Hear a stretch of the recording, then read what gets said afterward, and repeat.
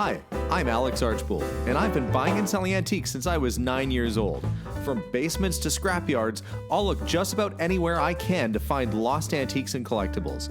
And sometimes I'll go big and buy everything. With my wife and kids, we run an antique shop in Edmonton, Alberta, Canada, filled with some of the most unique items we can find. I never know what's going to happen or who I'm going to meet. This is our life, this is our adventure, and this is Curiosity Inc. From home, honey.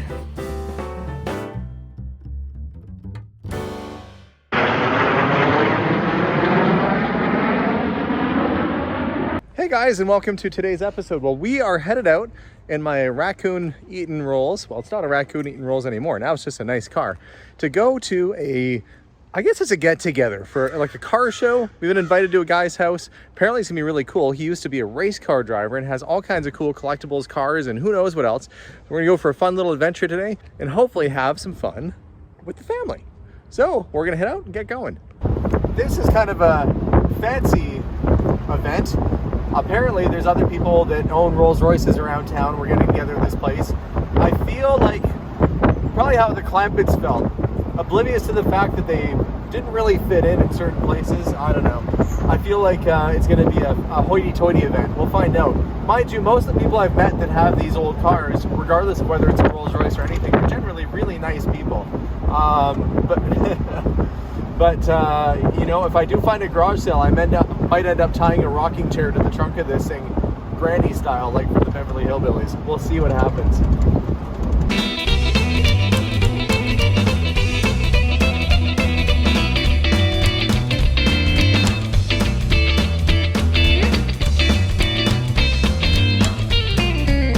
As we pull up and park all majestic like on the driveway, we're waiting for I think 22 other cars to come. Of course, I'm punctual and we're about the first ones here, but this is right here. It's a 1933 Lagonda. Drophead coupe. Wow, stunning car. 16 road taxable horsepower.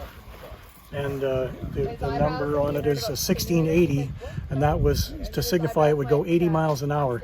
You would have to be a very brave soul to drive this car at 80 miles. Oh, I bet you would, because it's probably an ash frame on this too, or wood frame. Well, no, the frame is actually steel. But it is, okay. The body is all wood, and as you'll see, everything moves and quakes when you're driving it. Okay, well, I had an MGTD for a bit, same color. Yeah. Big difference in value between an MGTD and a Lagonda. Yeah. Here's Oh, the hood's opened up. Okay, this is going to be a real treat here. So the Lagonda engine was reassembled and at the factory as part of their operation. Okay. So you have a generator here. Yep. And then the mag and dyno sits in there. It's surprisingly a fairly modern looking engine for 33 with the dual carb setup on there. I mean, that's typical. And that's what you'd find going right into the 60s pretty much. Exactly. The same kind of thing. Yeah. And then the bus transmission sits another block behind this. Okay. And that's a 4-speed Wilson pre-selector. Doesn't look like anything else in terms of the transmission, but it's an early version of an automatic. Beautiful leather seats. Now, do you have to advance original seats? Yep. What a find. I mean, they are in fantastic, and it's still soft. You must treat them regularly. That's Jack's job. Okay. Yeah.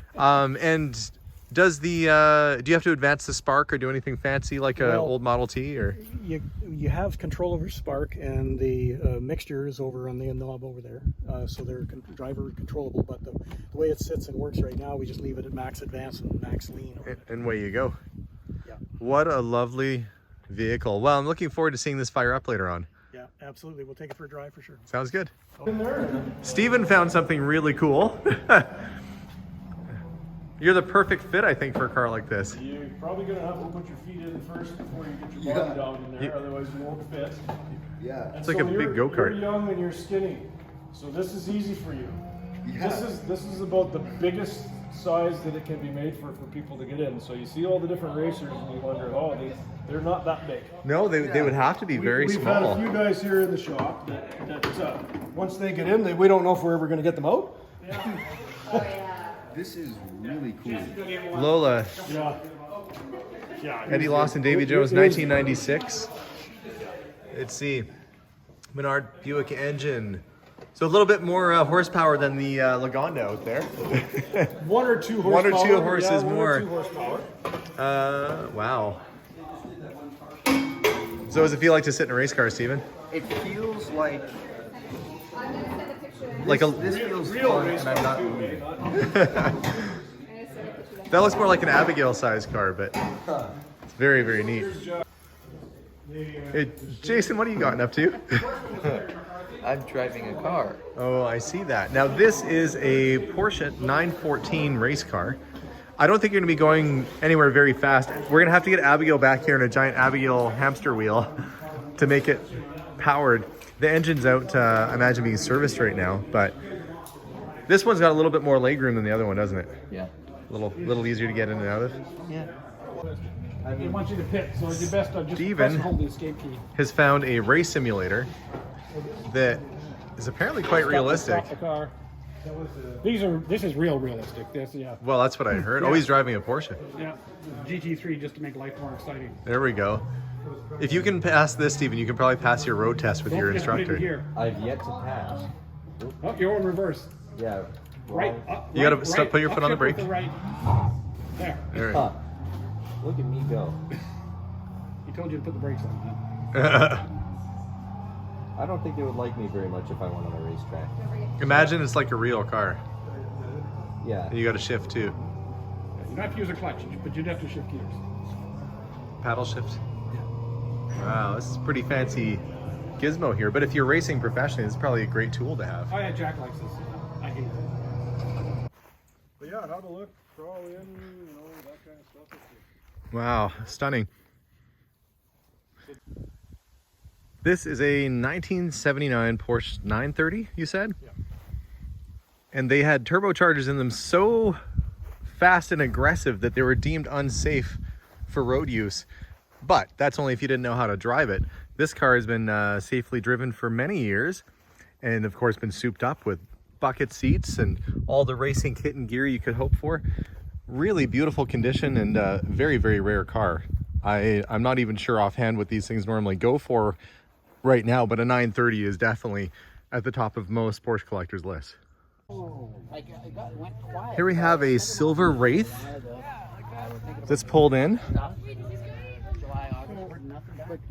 Beautiful old car. Look at the headlamps on this. Look at these giant headlamps and reflectors. You never know like that. I wouldn't want to have to replace one of those units if it went missing, but what a fabulous looking old car. And this one dates to 1954. We've got a silver Wraith. No, this is a Seraph, I believe. And a Bentley Turbo R, probably from about 1989 or so. It's a fair number of these were brought in as Japanese exports. We got a TVR, which the owner of this property is telling me he was driving a TVR Griffin and crashed it about a year or two at the Nürburgring. And an early Porsche, the thin chrome bumpers on it. Just cool cars everywhere you look. It's always nice to see what people have hiding in their garages around town, but there is a nice Rolls Royce out there, probably from the 1930s. I've got to go check it out because it's so cool. Look on the cross.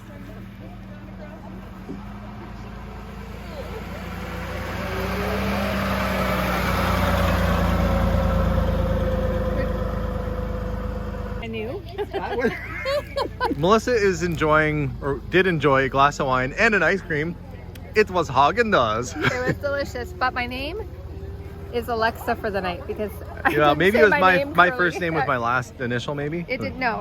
It was because I didn't pronounce my name properly. You Oh. didn't hear me. It was a crowd of people.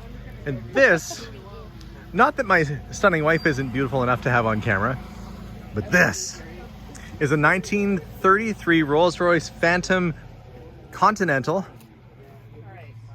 Just an absolutely stunning car. With sort of this beautiful tan interior. Seat belts nonetheless. Right-hand drive, as many of them are. There's the ignition advance on it. See, late or early ignition, weak or strong on the carburation. So many different things you had to do on these old cars that you don't have to do now. You have to be basically like a mechanic to drive an old vehicle like this. I'm sure you get the hang of it before too long. So here you've got the old, and then a 2021 Ghost sitting next to it. So we've got Phantoms and Ghosts here. Spooky sounding names for spooktacular cars. Okay, so two of my kids and my friend Gord's daughter are gonna go for a ride in the Lagonda. What lucky kids are they that they get to ride in such a fabulous machine? Okay, here they go. Where did Jason get the hat from? That's what I want to know. Suddenly he's wearing a flat cap, except for Steven. I guess that's normal for an old car. You all get a flat cap. And you get a flat cap, and you get a flat cap. Have fun, boys. Well, that's gonna be a joy for them. Meanwhile, Abigail's eating a cookie. Melissa is sauntering about, waving at people and chatting. She's doing what Melissa does, and that's chatting. It's true. That is And what I'm friends of ours have come by to visit, so it's all around just a good, fun day. Okay, the kids apparently had such a good time that Dad's got to go for a ride in this car. Who wouldn't? I don't know if this will ever happen again. So today is the day. My chariot awaits.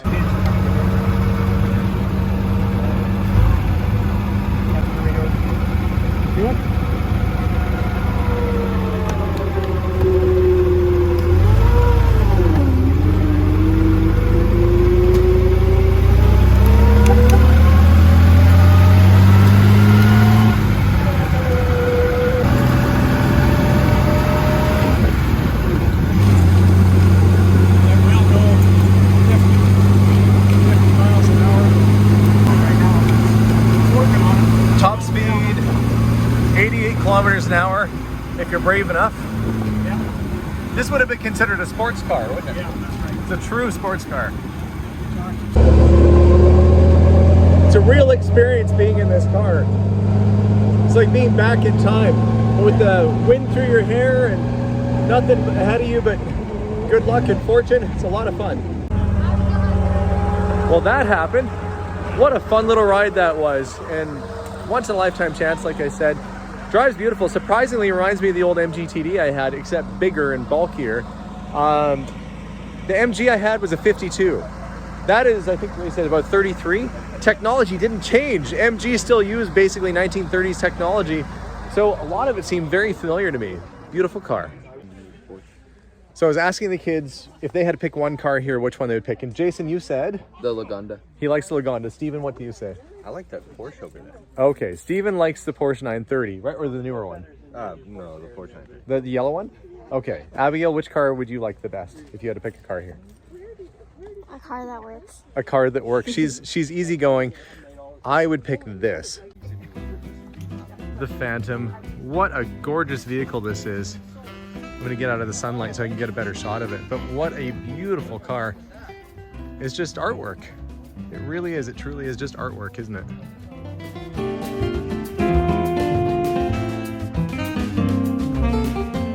Back home, and what a fun day it was. Was not expecting that when I woke up this morning, so many crazy things would happen.